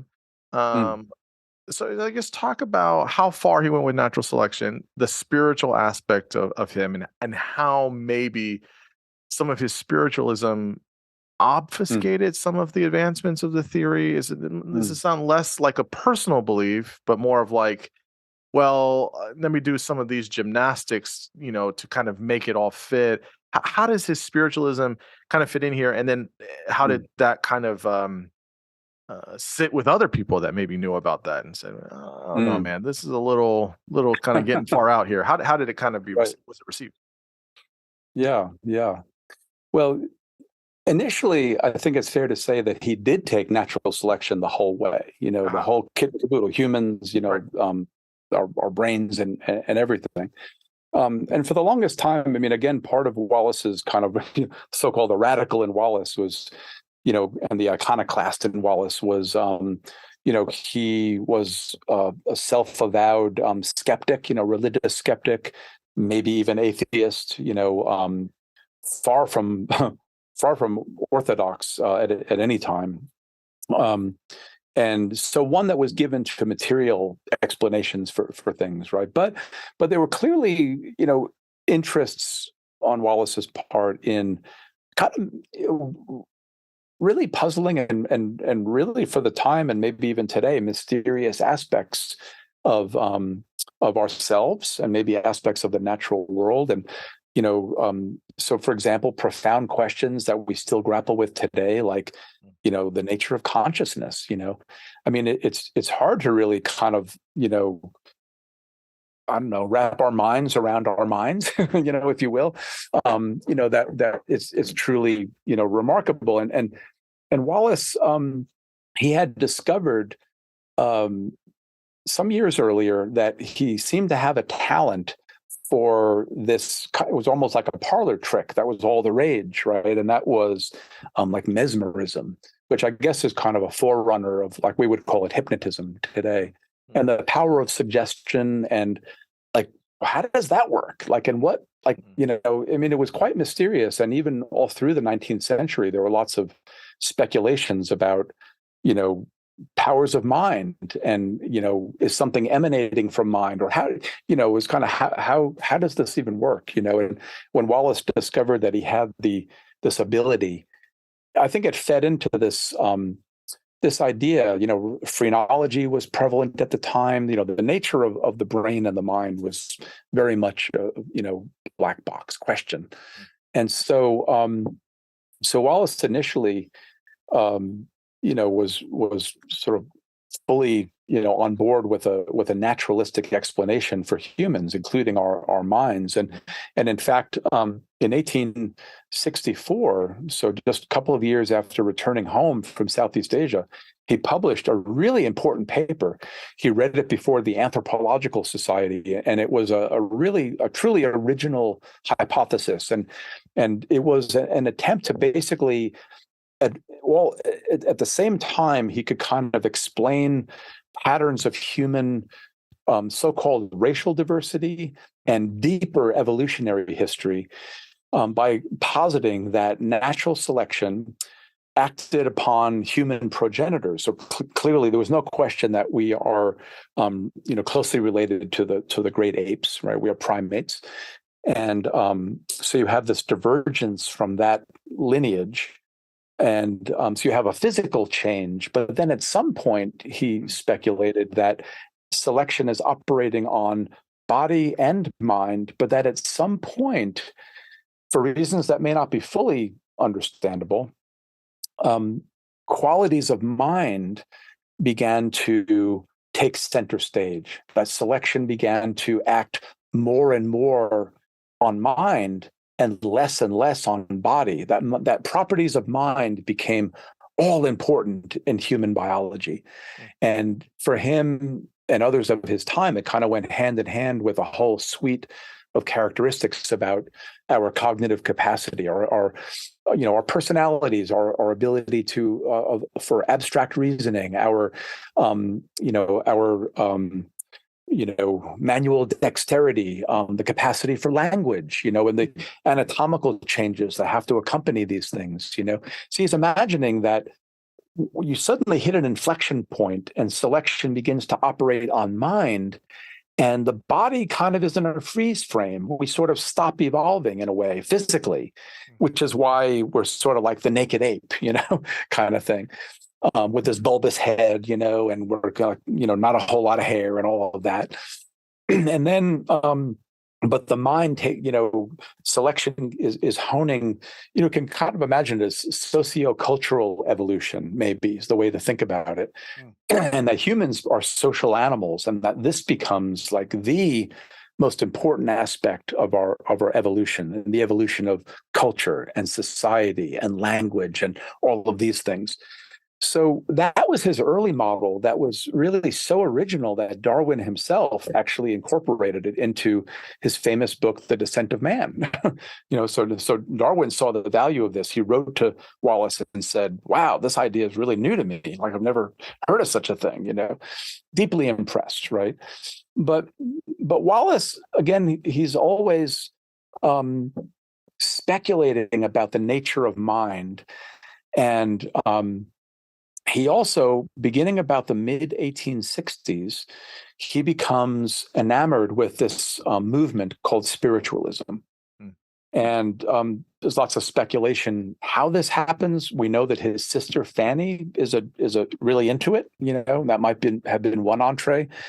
And so you can kind of imagine, again, hard to speculate about the psychology, but could it be that the prospects of the enigmatic aspects of properties of mind, the prospects of being able to somehow connect with people that are departed, that maybe he sort of thought about this in an almost materialistic way, that if you're a spiritualist and there's a kind of spirit world, the closest analogy I can think of is that it's sort of like a parallel universe where whatever qualities of mind we have continue to live on even after our physical bodies, right, have decayed, let's say. So can we communicate with those entities? And he thinks about this in a very practical way. He makes an analogy, for example, that maybe it just takes the right technology. That centuries ago, if someone had told you, that in this little, drop of water, it's teeming with little organisms swimming around, right? Then that person might be sort of denounced as insane, Right. maybe maybe burned at the stake as some kind of bizarre, demonic, possessed individual, But then, with the right technology, you've got a microscope invented.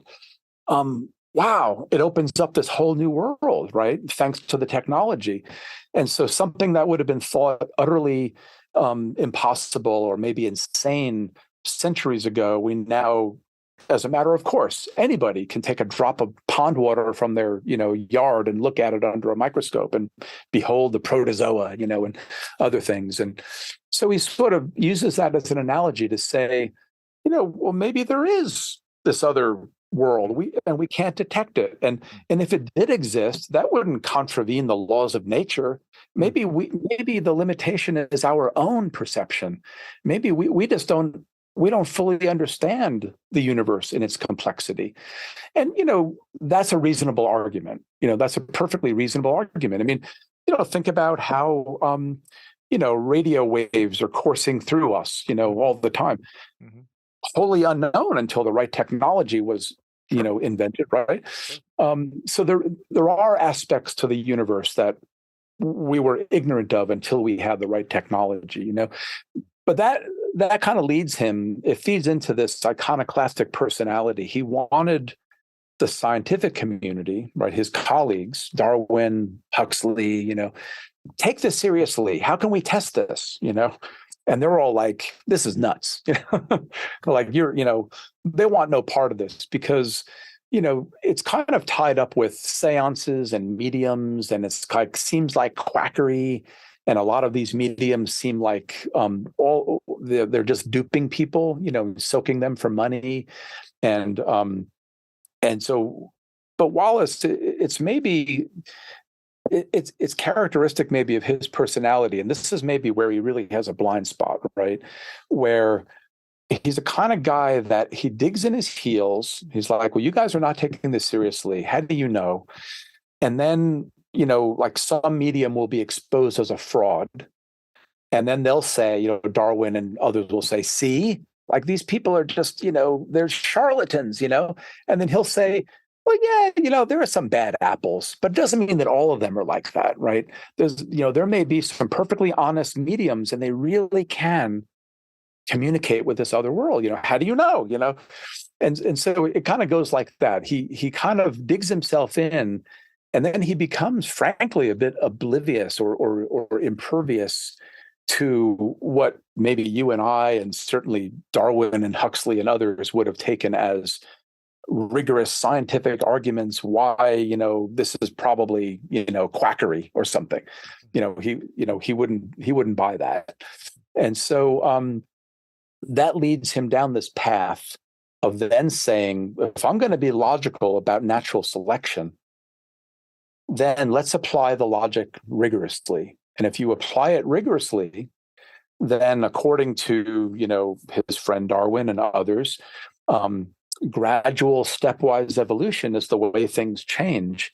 But in order to do so, right, because selection only acts in the here and now, every step along the way of an evolutionary progression must itself be useful to its possessor, right? So natural selection and evolution doesn't have foresight. It doesn't like jump to anticipating, in a millennium we're going to need this trait, let's evolve it now, this adaptation, whatever. Obviously it doesn't work that way, right? So Wallace says this comes back to the way he viewed indigenous peoples, right? If they are the same as me and you, they're fully human, they have every ability we have, every ability cognitively. They have their own personalities vary just like they do in European society. People are people. And that means that if you have people like the Dayaks of Borneo, let's say, that have existed in a hunter-gatherer state since time immemorial, and yet those same people have the ability, if taught, to perform integral calculus and compose symphonies and do anything you can imagine any European can do with their brain. These people can do too. But if they have that ability that is never in all of those millennia had the opportunity to be manifested and useful. This is where his Eurocentrism comes in, right? As if like the only real complexity of thought is connected with these real, remarkable achievements of European science and art and invention, of higher mathematics and, those sorts of things. So if they can do these things, but their ancestors and they never had occasion to use these abilities, how could those abilities have evolved by gradual stepwise evolution? So then it's a one step away from saying couldn't. And it dovetails with the spiritualism that maybe there's something else going on here, that somehow this process is being helped along. And these benevolent spirits, these individuals that exist in this parallel world are in fact orchestrating this or guiding this process. And the final point I'll make is that I think it's interesting, Xavier, that it dovetails too with Wallace's very sort of deeply held conviction of this sense of justice, and this kind of almost utopian view of social improvement, progress. We are improving, and we must always campaign for improvement, individually, as a species, societally, politically. So he then begins to feel that, yeah, maybe these guiding spirits are helping us become our better selves, that they're leading us to this utopia. And it's fair to say that he didn't just come to that suddenly later, because he left an important clue in the very last paragraph of that original 1864 paper on the evolution of humans. The last paragraph is this amazing utopian vision, imagining that we will evolve into a kind of state where, like eternal bliss, where everyone will, be able to fully realize their potential. There'll be no need for law enforcement because everyone will just do what's right. It goes on and on and on. So that's kind of a long answer to your question. It's rather complicated, but I can see the trajectory, I think, that Wallace took. Yeah, it's interesting. It doesn't feel out of the blue, but it is. I mean, it's a little fantastical in some ways. At least one angle of it, but it's not illogical. I would say it's just a little. Yeah, there is a logic different. to it. It's different. And one of the last questions that I was going to ask was about his humanism, social justice. I mean, as you said, this didn't just happen when he was older and thinking about life. I mean, it was a through line throughout his life, pretty consistent. Yeah. But you claim that he was pretty non-racist, pro-woman. I enjoyed the bit about anti-vax, but why? And at the time, it made sense. I mean, just talk about his humanitarian lens on being, I mean, pretty forward-thinking on many of these things, about things like race and gender, things that many people at the time weren't even thinking about, or very few people were, and definitely not popular at the time. And I mean, really could, and again, that's not to say he didn't have blind spots or he's like some saint or something. That's important to bear in mind too. Yeah, but it is interesting when you read a lot of history about people in the past, and there's always like, oh, yikes, they were pretty kind of terrible, or they had some pretty terrible beliefs, or they weren't nice to so and so, or these groups of people. It stands out when someone genuinely, for the most part, is and tries to live that way in a time where that wasn't the norm. It's nice to recognize that and say, yeah, there's some exceptions there, especially for someone as important as he was. Maybe just, I guess, talk about a little bit more about those aspects of it. And if you want to clarify the anti-vax piece as well. You said it in the book and it made sense, but it sounds like it was more about like bodily autonomy and things like that. Right. I mean, it kind of relates back to social justice. I mean, really, dignity, individual rights, self-determination, these are constant, like long-standing themes with Wallace's, thought, and when it came to his stance on vaccination for smallpox, he felt the government was being, excessively coercive. It is certainly true, by making this mandatory. Yeah. But compounding that was the science at the time. From the benefit of the 21st century, we can say, of course, vaccination can have its ills at times, right? But all things considered, it's a tremendously, beneficial thing, right? The science was in its infancy on this, in the 18th into the 19th century, and he could reasonably say, how are you analyzing your data? What is the, like the kinds of like controlled scientific studies that became so like honed in the 20th century and are the, the bedrock of much of modern science today, right? That it was sort of in a state of flux in those days. So I guess the short answer for the question about his anti-vax stance was, individual dignity and self-determination, at a time when he wasn't fully convinced that it really was as beneficial as the medical profession was claiming. And by the way, it wasn't the first time that he took issue with the medical profession. Actually, no, maybe that was the first time. The second time would have been over eugenics. Hmm. right? Where he really pushed back against eugenics, and he denounced the kind of what he called the kind of like medical priesthood making these pronouncements about people. And once again, it had to do with self-determination, with justice, with individual dignity. He's pushing back. Anytime you have a situation, he felt with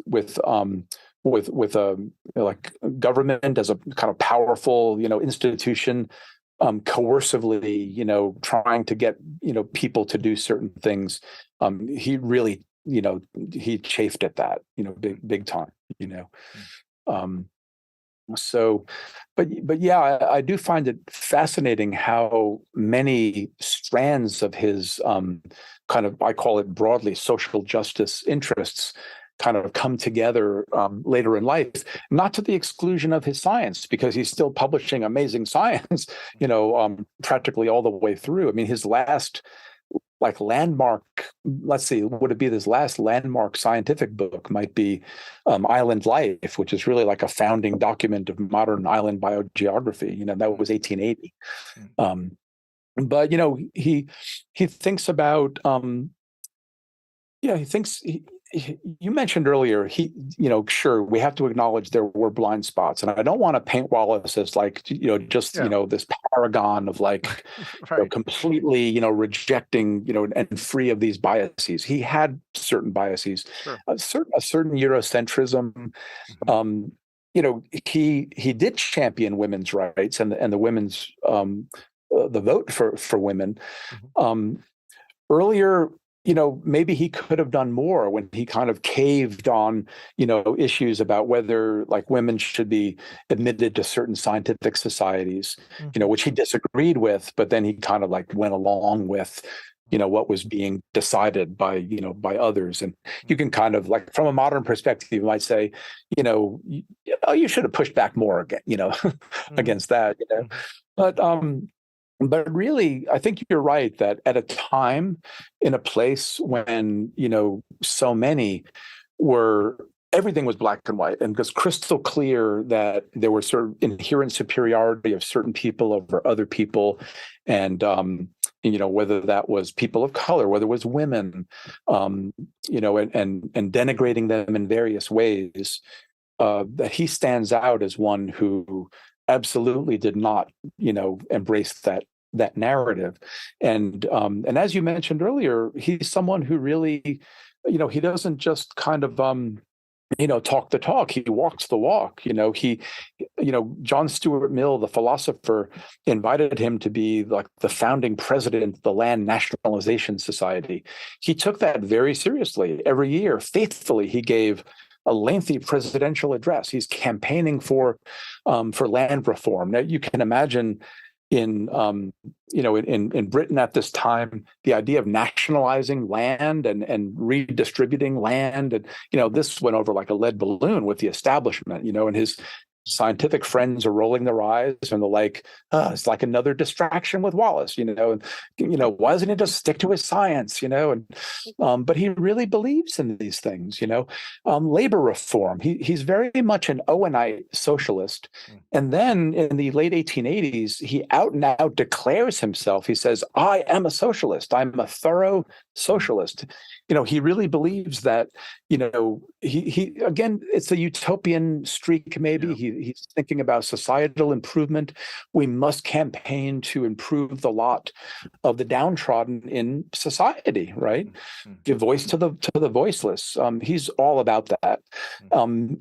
Several of his later books, he writes books, like he published one called Land Nationalization. There's another one called um, um, Bad Times, kind of a critique of the whole, basically what we would call the kind of military industrial congressional complex, right? There's a version of that going on in Britain at the time, and he's decrying that system. And another one, he writes on spiritualism, of course. There's some of that, and you see a lot of his optimism kind of coming out in some of those books as he looks to the future. Um, So it's interesting. What another one called the Revolt of Democracy. Very very active, walking the walk as well as Yeah. talking the talk. Um, his ideas, I think that modern thinkers would not say that he came up with like truly novel and insightful solutions to these various problems. But it's certainly true that he lent the weight of his name, his authority, because he was recognized. I mean, he was quite famous by the end of his life. He was recognized as one of the great elder statesmen of science. And by lending his authority to some of these movements, like women's suffrage, which he really believed would lead to societal improvement if we could just let women have the vote. You can really see he was ahead of his time in many ways. That many of the causes that he threw himself into, not all of them, but many of them, they did become realized. The 8-hour workday, and all kinds of labor reform.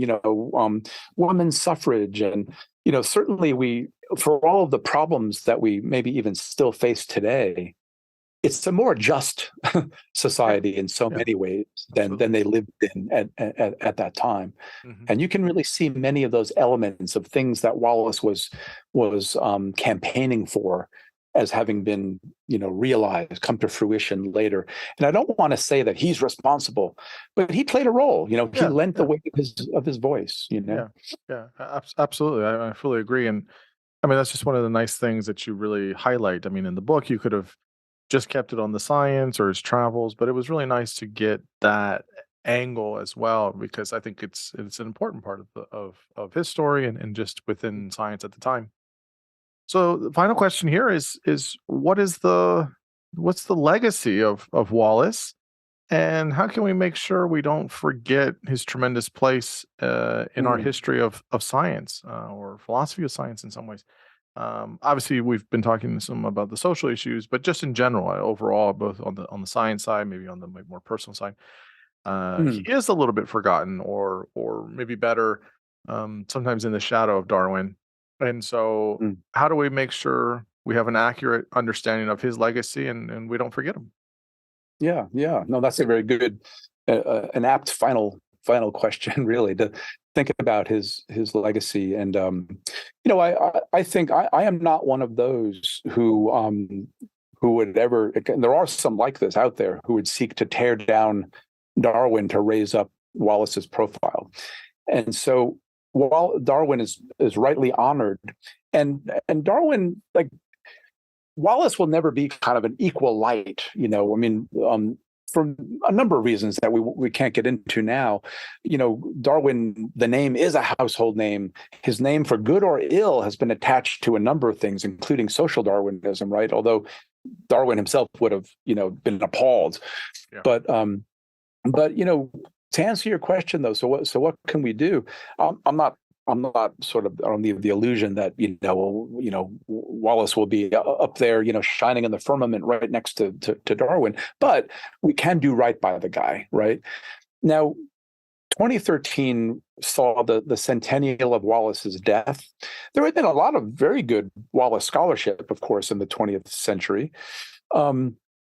But even more Darwin scholarship, and the Mm, so-called Darwin industry, of which I've been kind of a part of. I mean, the guy's amazing, but it did tend to sort of focus on Darwin's achievements and accomplishments. And Wallace, again, partly because of his very own doing, right, very much kind of a lesser light. But in 2013, that saw a wave of new scholarship. mm, And I really feel like that there has been momentum that has mm. continued. Now, 10 years later, because he lived to the age of 90, we're celebrating the bicentennial of his birth. And, I think that now more than ever, maybe his name is out there. What it will take over time is for, a lot of it starts with biology education. Mm. You know, um, certainly as sort of the high school, secondary school level, but then especially at the college level, and then over time, I'm expecting that we will see, instead of the merest, footnote of, if he's mentioned at all, that Alfred Russel Wallace might, be accorded his due of at least, a few paragraphs to kind of outline, the remarkable achievements that he made, independent of his friend and colleague Charles Darwin. And that's really where it starts in terms of getting more of the, just educationally, not just in the scientific community, but others, just aware that this remarkable individual is out there and needs to be given, given his due. So I think that I like to think that my book is written as a sort of homage to Wallace. I would like more people, a broad readership, curious about maybe the history of ideas and those sorts of things, maybe especially history of science and evolution, to better appreciate, this really utterly fascinating, multifaceted guy. And so this is offered as a kind of my modest contribution to that, but certainly far from the only contribution. There's a really nice growing body of wonderful scholarship, and there will be more. There will be more. So I think that we're seeing that momentum carry. Yeah, no, that's wonderfully said. The book is called Radical by Nature: The Revolutionary Life of Alfred Russel Wallace. It's through Princeton University Press, and it is available everywhere now where you can buy all good books. Where's the best place to find yourself, whether that's online or email or through a school website? What's the best place to find you and get at you if Sure, best yeah. place? Well, I do have a website, so jamestcosta.com, where I provide links to independent bookstores, the university presses that I've been and other presses that I've been privileged to work with, Nice. Other resources and other information. Certainly, it's easy to find me via email through my university, Nice. Costa at wcu.edu. And of course, inquiries are always welcome, but a quick way to kind of see some of my work and this book and other books and where they might be obtained would be my website. Excellent. Well, I'll post the links. Jim, this was so much fun. I really love this stuff. I again, like I said, enjoyed your book, and it's such a privilege to get to talk with you about it for a couple hours. I appreciate your time and being so generous, and I'm really pleased that we got to get into all of the details about it. So big thanks. Well, thanks to you, Xavier. I'm deeply appreciative of the interest. I really enjoyed our conversation. Some great questions, so much to discuss. I really enjoyed it. So thank you. Thank you.